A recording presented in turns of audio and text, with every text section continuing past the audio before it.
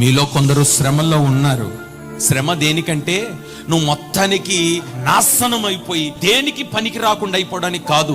శ్రమ దేవుడు నీకు ఎందుకు కలిగజేసినాడంటే విధేయత నేర్పడానికి.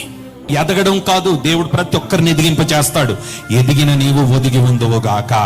సంఘానికి నేను చెప్పే మాట ఏంటంటే, ఎవ్వరు ఎదురుపడినా ప్రతి ఒక్కరికి సెకండ్ అయిన ఇవ్వాలి, చేతులైన జోడించి వందనాలు పెట్టాలి. అది నేర్చుకో.